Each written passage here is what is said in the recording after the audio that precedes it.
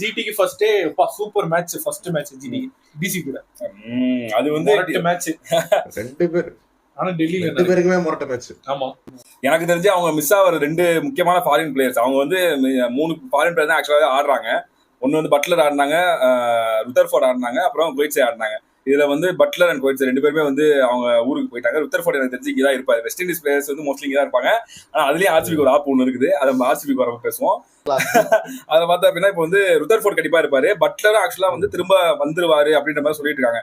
இந்த இன்னும் ஒரு 4-5 நாள் டைம் இருக்கு. அதுக்குள்ள எனக்கு தெரிஞ்சு பட்லரை வந்து அவங்க வர சொல்லிடுவாங்க. ஏன்னா இங்கிலாந்து வர்சஸ் வெஸ்ட் இண்டீஸ்னு சொல்லி ஒரு சீரிஸ் ஒன்று இருக்குது.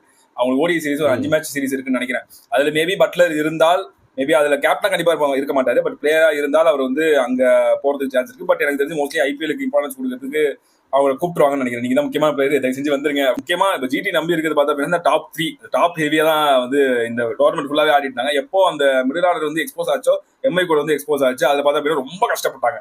ஸோ அப்படி இருக்கிறப்போ அவங்களுக்கு இந்த பட்லர்ன்ற முக்கியமான ஒரு ஆள் வந்து மிஸ் ஆவாரு. ஸோ அந்த பட்லர், கோயிட்ஸே, ரபாடா இவங்க எல்லாருமே வந்து மிஸ் ஆவாங்க.